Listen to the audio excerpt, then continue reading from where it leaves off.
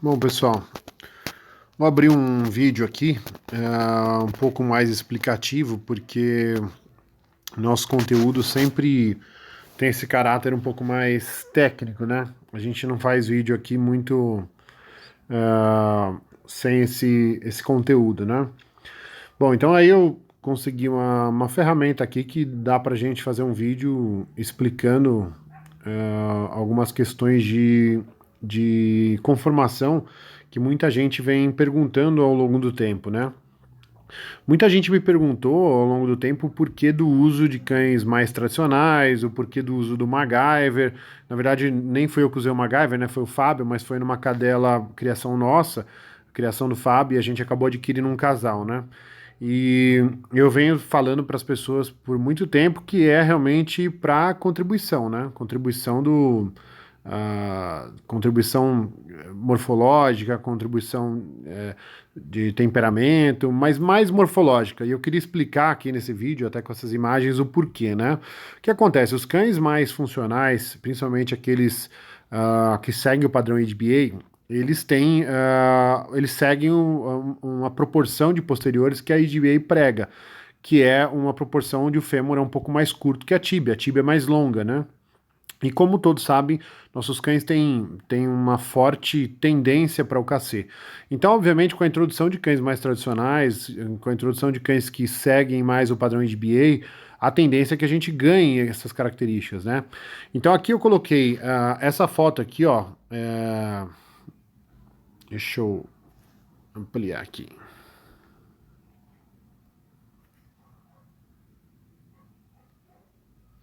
Bom, essa foto aqui que vocês estão vendo é a foto do Artas, que é um cão com bastante. Apesar de ter uma seleção bem refinada, é um cão com bastante sangue moderno, né? Sangue pit staff. E embaixo o sobrinho dele, que é o Yellow, que é um cachorro filho da irmã de ninhada do Artas, no MacGyver, que é um cachorro tradicional, um cachorro que vem de linhas Game Bred, né? E aí eu quero mostrar aqui o porquê que a gente introduziu esse cão e aonde está o ganho da contribuição dele, principalmente, lógico que tem vários ganhos, mas qual que é o principal na questão morfológica, né? Eu vou tentar mostrar para vocês aqui. Bom, como eu falei, a proporção de fêmur e tíbia da IDBA, ela é um pouco diferente da UKC. Na UKC, o fêmur, que é essa parte aqui, eu vou tentar marcar no Artas, ela tem uma proporção de 1 para tíbia. Tíbia é esse osso que tá aqui, ó. E esse aqui é o fêmur, tá? Então, o Artas, ele tem uma proporção de 1 para 1. Ele tem a tíbia um pouco curta, tá? Então, qual que é o ganho que a gente tem usando cães que seguem mais o padrão NDBA? Se a gente pegar o Yellow, que já é filho do MacGyver, e a gente dividir o fêmur e a tíbia dele, você vai ver que a tíbia dele, ela é obviamente maior do que a do Artas, tá? Isso, se a gente pegar na postura do cão, dá um encaixe melhor para os posteriores dele. Se você perceber bem, o posterior do Artas aqui, ele não fica muito paralelo ao solo, tá? E não é nem que a gente está esticando ele não, essa é a postura dele.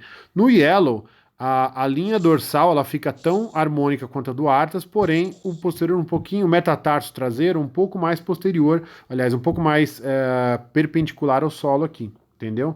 Então, a tíbia longa, ela acomoda melhor o posterior, mantendo a linha de dorso com a mesma harmonia, tá? Então essa aqui foi o primeiro, acho que um dos principais ganhos que a gente quis ter usando o MacGyver, que é um cão tradicional que segue que segue esses padrões de proporção de posterior, né? Eu separei mais algumas fotos aqui, vamos ver se eu consigo colocar. Para vocês verem outros cães aqui. Vamos lá, vamos pegar aqui. Bom, aqui tá o Onyx, tá? Um cachorro que é campeão NDBA. Vou marcar aqui. Um cachorro que é campeão NDBA. Vocês verem a proporção de fêmur e tíbia dele também. Na verdade, eu marquei o fêmur um pouquinho errado. O fêmur é aqui, ó. Aqui tem um ossinho chamado patela, tá? Que divide o fêmur da tíbia. Então ele tem uma tíbia também bem grande. E você vê que a linha de dorso está sempre bem acomodada, com os posteriores bem sem estarem muito esticados aqui, tá? Justamente pela tíbia. Esse comprimento da tíbia que acomoda melhor aqui os posteriores. Vamos ver aqui outras imagens. Aqui outra foto do Onix, né? Também, vamos marcar aqui. Aqui a diferença do fêmur dele e da tíbia, tá? Agora vamos ver, acho que tem umas fotos do Artas aqui, para vocês verem a diferença para um cão. Aqui, ó. Aqui já era uma imagem que eu até já usei em outros exemplos, né? Porém aqui tá marcando a angulação de garupa, né? Vou até marcar aqui. O Onix ele tem até uma super angulação de garupa em relação ao ângulo do Artas, né? Ele tem um ângulo até um pouco mais acentuado. O ângulo ideal aqui é 30 graus, tá? 30 graus é o ângulo ideal. O Onix ele até tem um pouco mais do que deveria. Mas o principal motivo dessa foto é mostrar realmente a diferença de tamanho de tíbia dos dois, tá vendo? O Onix tem uma tíbia bem mais longa. Então, a inserção de cães tipo Onix nesse tipo de cachorro resolve um pouco essa questão de posteriores, tá? Que, a meu ver, para você ter uma linha um pouco mais harmônica desse tipo e não tão reta quanto a da UKC, você precisa ganhar um pouco de acomodação dos posteriores e é obviamente que a tíbia maior vai te dar isso. Aí você pode perguntar, vai fugir do padrão que é o KC pede? Talvez. Talvez sim, mas eu, como entendo que o padrão ADBA torna o cão mais funcional, eu acredito que essa relação aqui, ela é um pouco inferior a essa em relação à harmonia, tá? Vamos pegar mais alguma foto aqui.